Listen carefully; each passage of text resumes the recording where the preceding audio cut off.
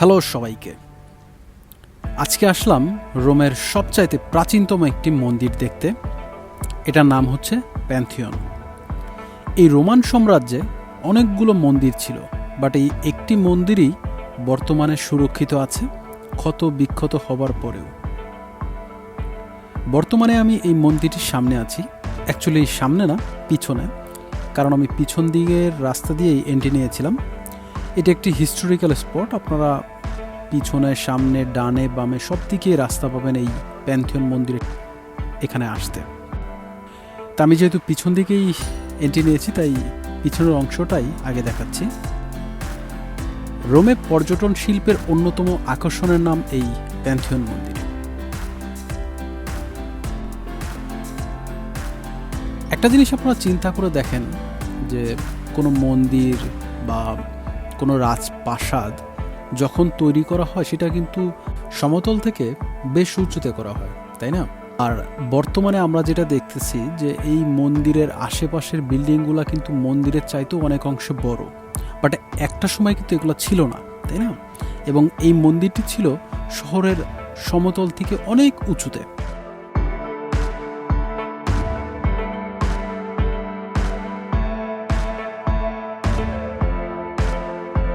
আস্তে আস্তে এখন সামনের দিকে যাচ্ছি।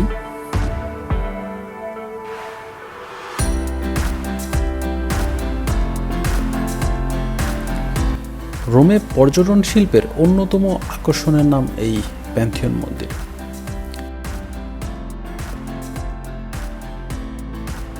মন্দিরের সামনে ঠিক এরকম আর্মির কিছু গাড়ি রয়েছে, যা নিরাপত্তার স্বার্থে সবসময় এখানে থাকে।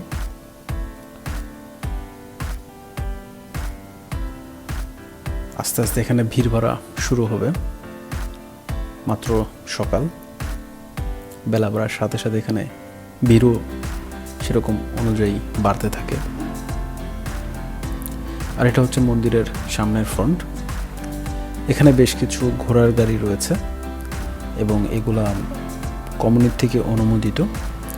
ভ্যানিসে যেরকম গন্ডোলা ভ্রমণটা হচ্ছে একটি ঐতিহ্যবাহী রাইড, আর এই রোমে এই ঘোড়ার গাড়িতে করে আপনারা বিভিন্ন যে ট্যুরিস্ট অ্যাট্রাকশনগুলো আছে সেগুলোর সামনে এই ঘোড়ার গাড়িতে করে যেতে পারবেন।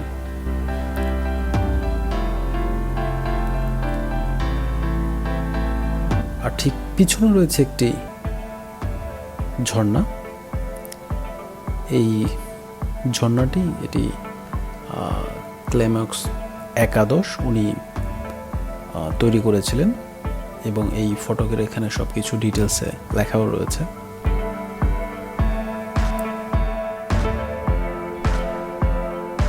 এই প্যান্থিয়নের আশেপাশে রয়েছে অসংখ্য রেস্টুরেন্ট, হোটেল, বার সবকিছু, যা এই ব্যবসায়ীদের কাছে এই সকল জায়গার মধ্যে একটি রেস্টুরেন্ট বা একটি বার নেওয়াটা হচ্ছে অনেক কিছু, কারণ এখানে সারা বছরই লোকরণ্য থাকে, ভালো বিজনেসও হয় এর আশেপাশের রেস্টুরেন্ট হোটেলগুলোতে। আর এই হচ্ছে মন্দিরটির ফ্রন্ট। তো চলুন কথা না বেরিয়ে এখন ভিতরে প্রবেশ করা যাক, আপনাদের ভিতরের অংশটা পর্যবেক্ষণ করি। বেশ কিছুটা লাইন রয়েছে এবং আমাদের ভিতরে প্রবেশ করতে আমাদের হ্যান্ড স্যানিটাইজার এবং মাথায় কোনো ক্যাপ থাকলে সেই ক্যাপ খুলে আমাদের ভিতরে প্রবেশ করতে হবে। এবং এখানে বেশ কিছু নির্দেশনা রয়েছে, এই জিনিস ভিতরে ব্যবহার করা যাবে না, যেমন সিগারেট, পাশাপাশি আবার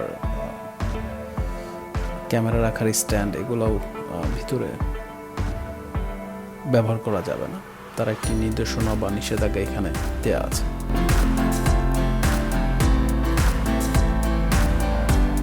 কত বড় বড় এখানে কালাম করা, যা হাজার হাজার বছর আগে তৈরি করা। খোদ রোমের সবচেয়ে প্রাচীন পুরাকীর্তির নাম প্যান্থিয়ন। 2000 বছরের অধিক বয়সী এত চমৎকারভাবে সংরক্ষিত ভবন রোমে আর কোথাও নেই। প্রাচীন রোমান দেবদেবীদের আরাধনার জন্য এটি স্থাপিত হয়।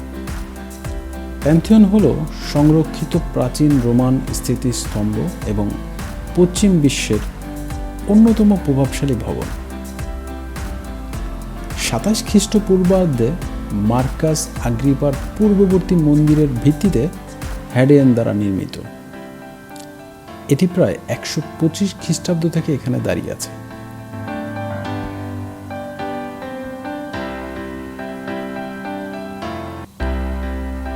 এই অসাধারণ এক গম্বুজ বিশিষ্ট ভবনটি 609 সালে পরিণত হয় খ্রিস্ট ধর্মের গির্জাতে।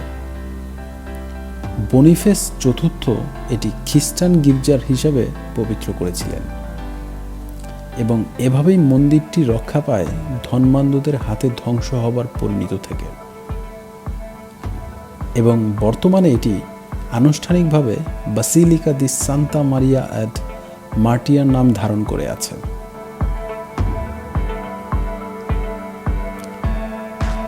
এক অদ্ভুত অদেখা ভুবন। মূল দরজা পার হতেই সময় যেন পিছিয়ে গেল হাজার হাজার বছর। সেই একেই আলো আধারময় সুপ্রাচীন ইতিহাস বাতাসে মিশে তৈরি করেছে এক আলেখ্য আবহ। 142 ফিট পরিধি আর উচ্চতার সুবিশাল সেই গম্বুজের ঠিক কেন্দ্রস্থলে একটি মাত্র গোলাকৃত ছিদ্র, যা সত্যিকার অর্থেই সুবিশাল প্যান্থিয়নের সূর্যের আলো প্রবেশের একমাত্র পথ। আর সূর্যদেবের অবস্থান পরিবর্তনের সাথে সাথে সেই সূর্যের আলো বিভিন্ন অংশে পড়ে তৈরি হয় অপার্থিব সব রূপরেখা, রং।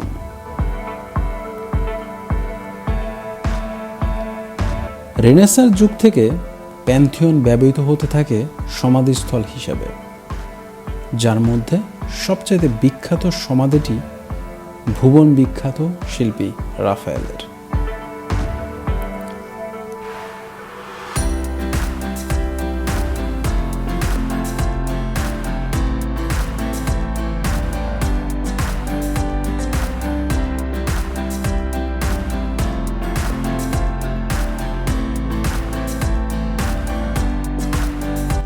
আর এখান দিয়ে সূর্যের আলো প্রবেশের একমাত্র পথ।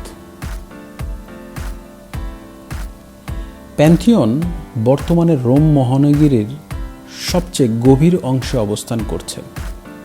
বলা হয় এর চারপাশের পলিমাটির স্তর দেখলেই বোঝা যায় গত 2000 বছরে কি পরিমাণ মাটি জমেছে এই অঞ্চলে, যে কারণে একসময় প্যান্থিয়ন রোমের শীর্ষে অবস্থান করলেও আস্থা সি লেভেল থেকে মাত্র 45 ফিট উঁচুতে অবস্থান করছে।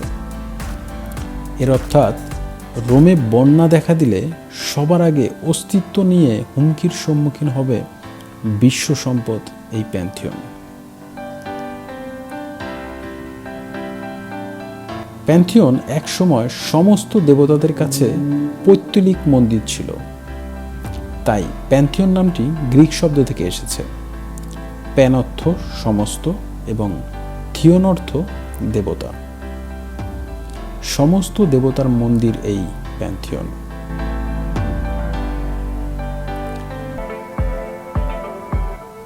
প্যান্থিয়নের আসল আকর্ষণ এর নিছক আকার এবং চিত্রাকর্ষক গম্বুজের মধ্যে রয়েছে।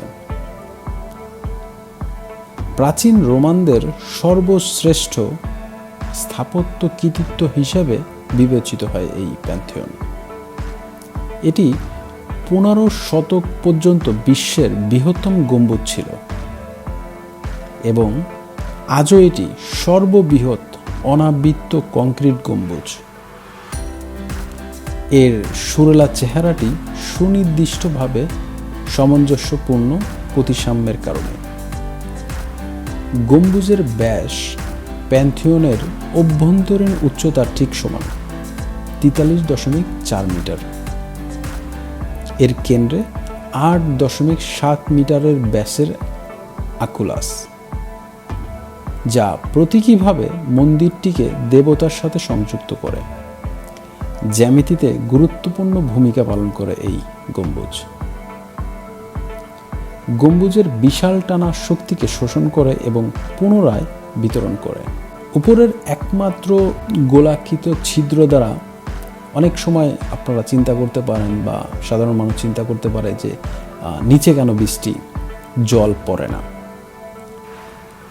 আসলে প্রকৃতপক্ষে বৃষ্টির জল প্রবেশ করে, কিন্তু ঢালু মার্বেল মেঝেতে প্রায় 22টি অদৃশ্য গর্ত দিয়ে প্রবাহিত হয়, যে কারণে বৃষ্টির জল নিচ পর্যন্ত আসে না।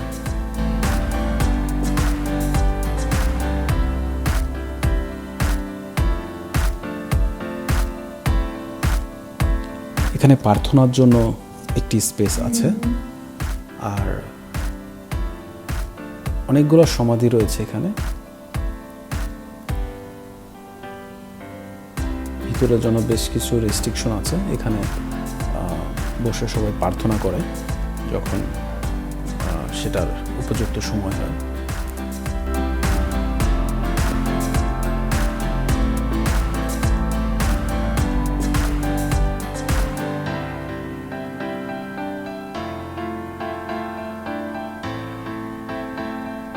ভাবা যায় 2000 বছরের পুরাতন একটি মন্দির, যা আজও দেখলে মনে হয় যে এটা হয়তো বা রিসেন্ট করা হয়েছে, কিন্তু এটারও বয়স 2000 বছর।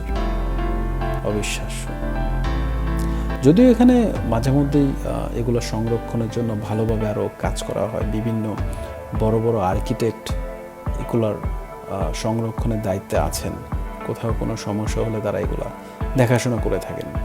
তাছাড়া এই ঐতিহ্যবাহী 1000 বছরের পুরাতন জিনিসটাকে আসলে এত সুন্দরভাবে রাখা সম্ভব হতো না।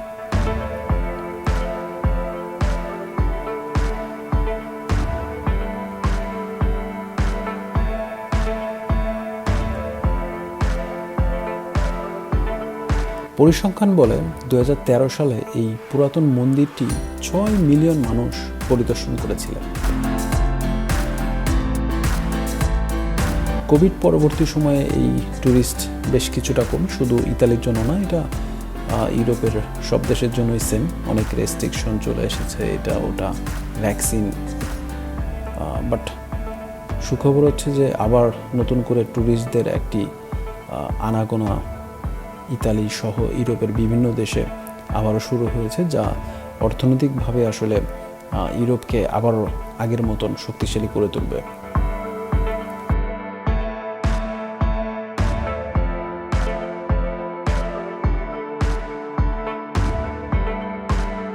আর এই মেশিনগুলোর মাধ্যমে আপনারা বিভিন্ন ল্যাঙ্গুয়েজে এই প্যান্থিয়ন সম্পর্কে একটি বিস্তৃত একটি ধারণা পাবেন।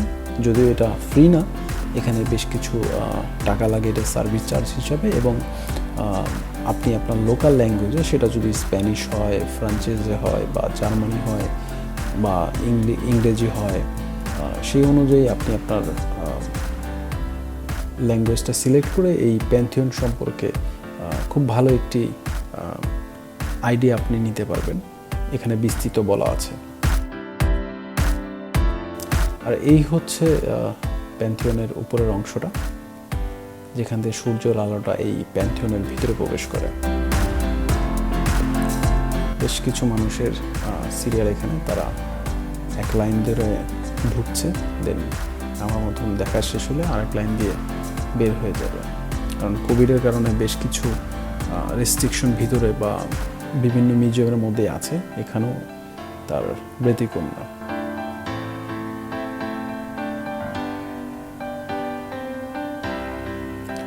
এই সকাল থেকে শুরু করে, সকাল 9টা থেকে শুরু করে বিকাল 5:30 পর্যন্ত কিন্তু এই প্যান্থিয়নটি ওপেন থাকে। আপনারা যে কেউ চাইলে এখানে এসে কিছুটা সময় ব্যয় করতে পারেন। এটা টোটালি ফ্রি, এখানে কোনো কস্ট লাগে না এটার ভিতরে এন্ট্রি নিতে।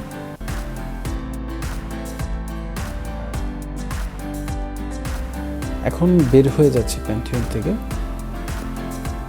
চমৎকার একটি জায়গা, 2000 বছর পুরনো একটি মন্দির।